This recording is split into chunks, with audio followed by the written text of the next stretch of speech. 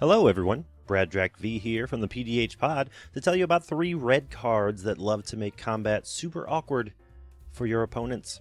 2 of these cards have only ever seen one printing, and the last one saw 4 different printings in one set. The red slice of the color pie excels at wreaking havoc on the battlefield through combat tricks, anthems, and efficient equipment, but we're digging deep to talk about a few cards that are as cool and fun as they are potent. Get that speedometer up to 88 and buckle in because we're headed back to the 90s for this episode. Bloodfire Infusion is 2 and a red for an aura. Bloodfire Infusion can enchant only a creature you control. Tap a single red and sacrifice enchanted creature. Bloodfire Infusion deals damage equal to the enchanted creature's power to each creature.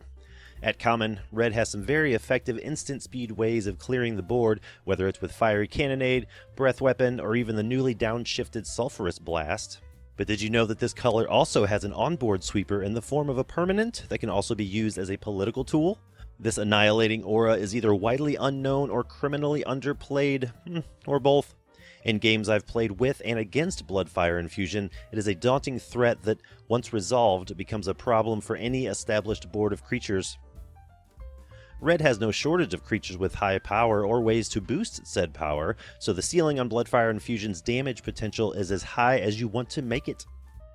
This card has the inherent drawback of every aura in the game and is definitely a break glass in case of emergency type card, but it can provide some much needed protection against a swarm of attacking creatures that are coming your way. This fits well in any creature-light spell-based red deck as well as a way to avoid being overrun, and can easily wipe the board for 10 plus damage to each body in a deck like Mr. Orfeo. Next up, we've got Goblin Wardrums, also 2 and a red. For an enchantment, each creature you control can't be blocked except by 2 or more creatures. The Oracle text is creatures you control have menace. Fallen Empires is infamously known as one of the sets that almost killed the game, but there are some gems hidden within its underwhelming walls. Another extremely powerful and very playable 2 and a red enchantment is Goblin Wardrums.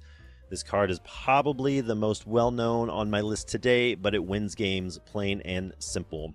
It doesn't ask anything specific of your deck either, only that you have creatures that want to attack, and you're in red, so that shouldn't be a problem. With Pauper Commander being so heavily focused on combat, Menace becomes an effective ability, even more so when all of your creatures have it. Where the Wardrums really shine is in any go-wide deck where you're supplying extra damage with anthems like Pack Attack, Trump Blast, Warhorn Blast, and so many more.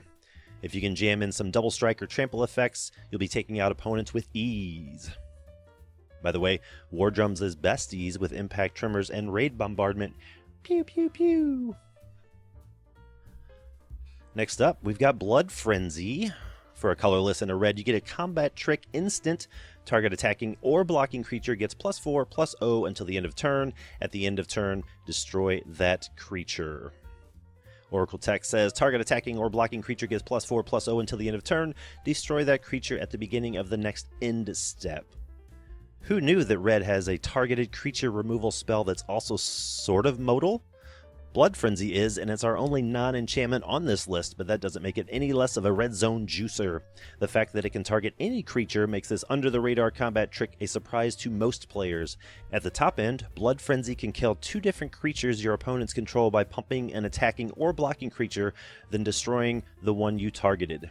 Even in a pinch, giving one of your own creatures +4/+0 can sometimes end games.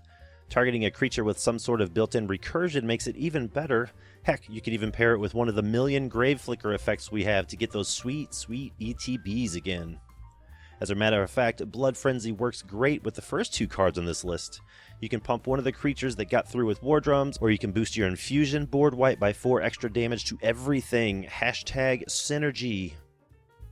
Alright, I think that covers it for this episode. If you've had any success with any of these awesome red cards, or you have any sweet synergies everyone should be aware of, comment below. Check the links in the description for more details. Thanks for hanging out until the end, and until next time, brew a deck, play some PDH, and I'll talk to you soon.